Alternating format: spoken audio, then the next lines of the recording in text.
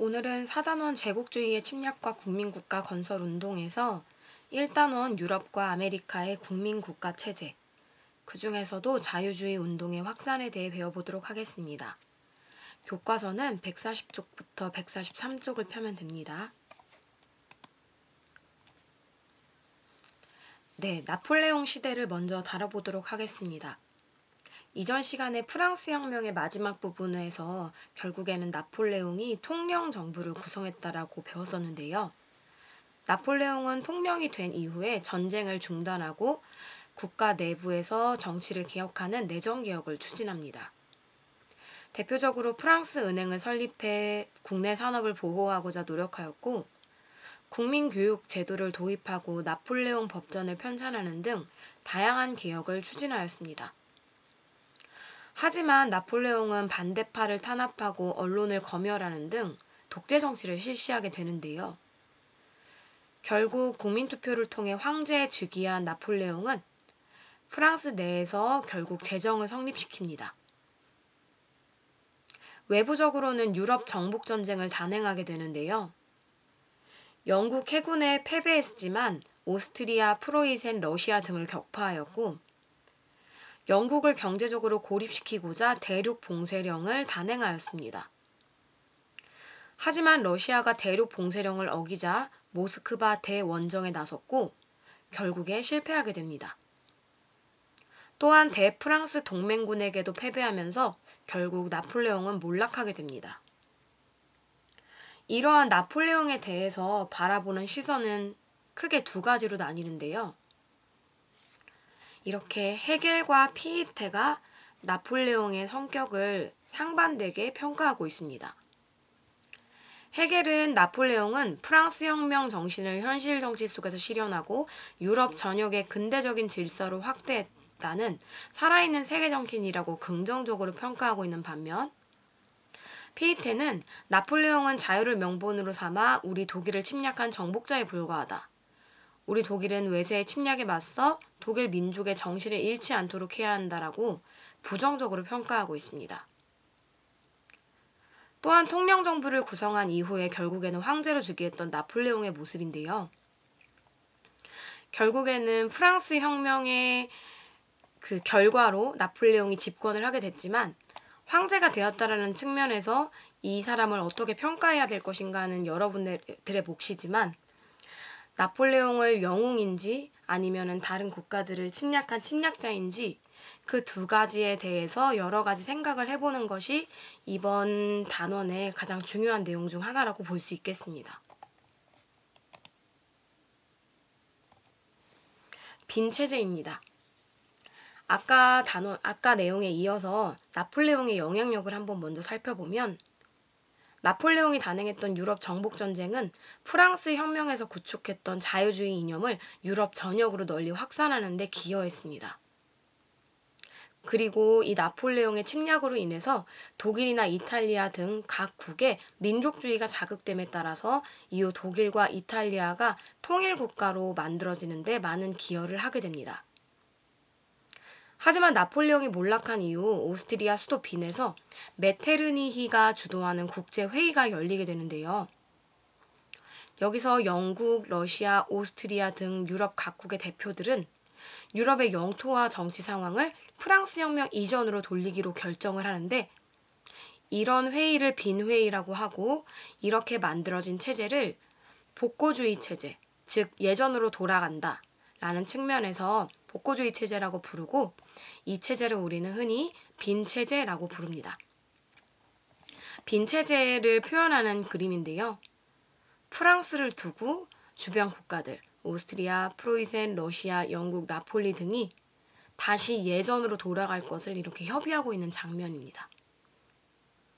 이 빈체제 결과 프랑스 혁명 이후 확산하던 자유주의와 민족주의 운동은 탄압을 당하게 되고요.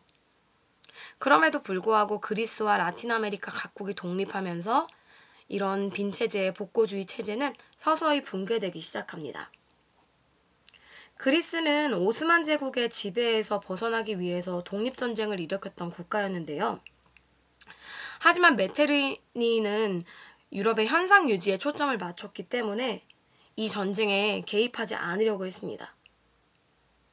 하지만 유럽의 자유주의자들, 즉 바이런이나 들라크루아 같은 여러 학자들이 그리스의 독립을 적극적으로 지지하면서 그뿐만이 아니라 그 오스만 제국을 견제하려던 러시아와 영국, 프랑스가 그리스를 지원하게 되면서 결국에는 그리스는 독립을 하게 됩니다. 즉 메테르니히는 그리스의 상황에 개입하지 않길 원했지만 오스만 제국을 견제해야 했던, 즉 그리스가 독립을 하려는 대상, 그 오스만 제국을 견제하려고 했던 영국, 프랑스, 러시아의 뜻이 맞게 되면서 이들이 그리스를 지원하게 되면서 그리스가 독립을 하게 되고, 이 그리스가 독립을 하게 되면서 빈체제에 균열이 생기게 되는 것입니다. 프랑스의 자유주의 혁명입니다. 여러분들은 많이들 프랑스 혁명만 생각하는 경우가 많은데, 프랑스에서는 프랑스 혁명 이후에도 다양한 혁명들이 만들어지게 됩니다. 그중 가장 대표적인 것이 바로 7월 혁명과 2월 혁명인데요. 7월 혁명과 2월 혁명은 함께 그 과정을 파악하는 것이 중요하기 때문에 잘 따라오기 바랍니다. 나폴레옹이 몰락한 이후에 왕정이 복고됩니다. 즉 다시 왕정이 돌아왔다라는 걸 의미하는데요. 그로 인해서 샤를 10세라는 사람이 왕위에 올라서 전제 정치를 추진하고 사회 곳곳에 자유주의 운동을 탄압하게 됩니다. 그래서 화가 난 프랑스 시민들은 결국 다시 혁명을 일으키게 되고요. 이 혁명을 우리는 7월 혁명이라고 부릅니다.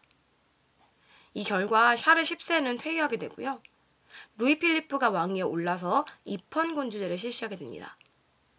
입헌군주제는 오늘날의 영국과 일본의 정치체제라고 보면 되는데요. 즉 왕이나 천황이 여전히 존재하지만 왕이나 천황은 실제 정치에 개입하지 않는 것, 그런 형태를 입헌군주제라고 하고, 우리나라는 군주가 없으니까 입헌군주제가 아니지만 영국과 일본은 입헌군주제고 우리나라는 공화정체, 즉 대통령을 선출해서 정치를 추진하죠. 공화정체라고 볼 수 있습니다. 한계를 보도록 하겠습니다. 이런 7월 혁명은 소수의 부유한 시민의 이익만을 대변했다라는 한계를 가지고 있습니다. 그래서 2월 혁명이 나타나게 되는 건데요.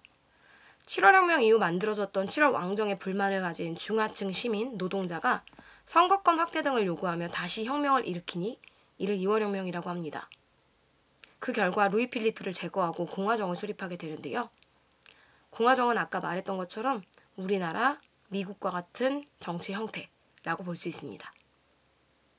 이후 실시된 선거에서 나폴레옹의 조카였던 루이 나폴레옹이 대통령에 당선되고요. 곧 국민투표를 통해 나폴레옹 3세로 황제에 즉위하게 됩니다. 이 과정은 조카 루이 나폴레옹의 과정이긴 하지만 이전에 우리가 살펴봤던 나폴레옹의 그런 과정과 굉장히 유사하죠. 확산을 보면 이 2월 혁명을 계기로 유럽 곳곳의 자유주의와 민족주의가 결국 다시 확산되게 됩니다. 또한 오스트리아의 메테르니히가 쫓겨나면서 균열이 이미 가 있었던 빈체제가 완전히 붕괴하게 됩니다.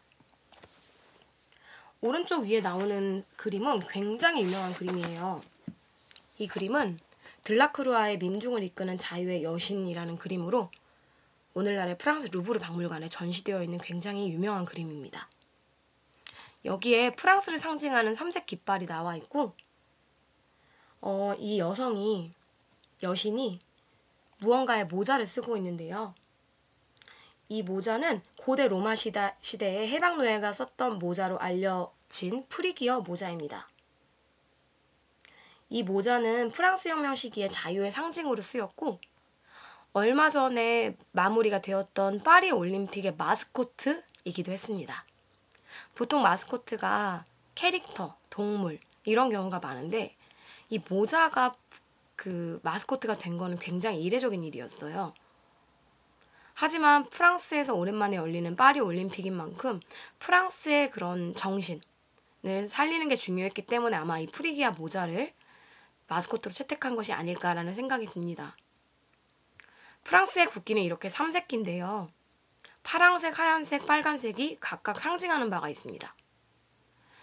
파란색은 리베르테, 자유를 말하고요. 하얀색은 평등, 에갈리테, 라는 걸 말합니다. 빨간색은 푸아테르니테, 우애를 말하는데요.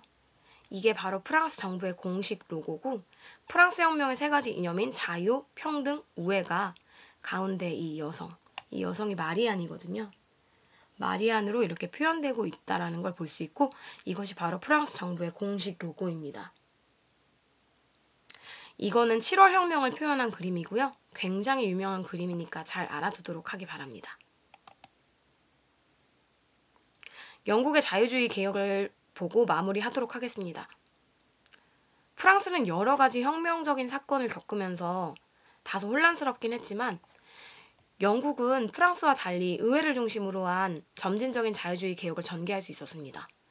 왜냐하면 청교도혁명과 명예혁명을 계기로 안정적인 입헌군주제 국가가 성립이 되었기 때문입니다.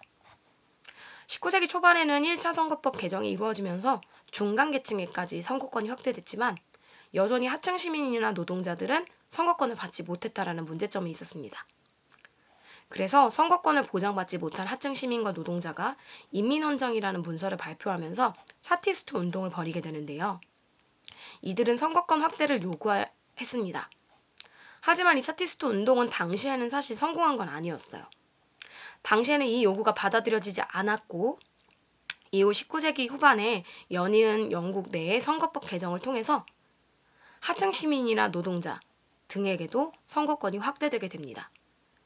차티스트 운동은 막상 당시에는 성공하지 못했지만 결국에는 영국의 선거권 확대에 엄청난 영향을 준 사건이기 때문에 굉장히 중요한 운동에 해당됩니다. 또한 영국은 당시 유럽에서 그리고 세계에서 가장 힘이 센 국가이기도 했는데요.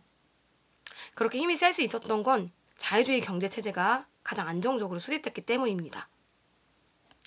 곡물 수입을 제한하던 곡물법과 자유무역을 가로막았던 항해법이 폐지되면서 규제가 완화되고 결국 자유주의 경제체제를 토대로 세계적인 강대국으로 성장하게 되는데 그것이 영국의 모습이라고 볼 수 있습니다. 네, 이게 인민헌장의 주요 내용이에요. 21세 이상의 모든 남자의 선거권 인정. 안타깝게도 아직까지도 여자의 선거권을 인정하고 있지는 않은 모습이죠. 비밀투표제, 재산에 따라서 의원이 될 수 있었는데 그런 조항을 폐지하자. 그리고 인구 비례에 의한 평등한 선거구, 이 의원의 임기를 1년으로 하면서 매년 선거를 실시하자라는 걸 강조했던 것이 인민헌장이고요. 이런 인민헌장을 내걸었던 게 바로 차티스트 운동입니다. 영국의 선거법은 이런 과정에 거쳐서 개정이 되게 되는데 1차 선거법 때는 도시의 중산층만 선거권을 받았으니까 유권자 비율은 6%에 불과했습니다. 하지만 차티스트 운동을 거치면서 그 하층 시민이나 노동자들에게도 선거권이 주어진다고 얘기했죠. 도시 소지민 노동자, 농촌 광산의 노동자까지 선거권이 확대되면서 19%까지 높아지게 됩니다. 그리고 이어서 4차 때 1918년이면 이때는 세계대전이 끝난 직후였거든요. 이때는 만 21세의 남성 그리고 31세 이상의 여성까지도 선거권을 확대되어 선거권을 누리게 됩니다. 이로 인해서 46%의 유권자 비율을 달성하게 되고요. 1928년에 이르러서야 여성도 남성과 동일하게 일정 나이 이상이 되면 선거권을 갖게 되는데 이런 여성의 정치 참여가 이루어질 수 있었던 건 1차 세계대전 때 남성들이 전투에 참여하면서 기여를 한 것뿐만이 아니라 여성들도 후방에서 여러 가지 군사 물자를 만들어내는데 많은 기여를 했거든요. 그 결과가 반영된 모습이라고 볼 수 있습니다. 인민헌장을 내걸었던 차티스트 운동은 여기까지의 내용 정도만 담고 있고 여성의 참정권, 선거권까지는 이야기하지 않았다라는 걸 참고하기 바랍니다. 이게 영국 차티스트 운동을 표현했던 그림의 모습입니다. 오늘은 여기까지 하겠습니다.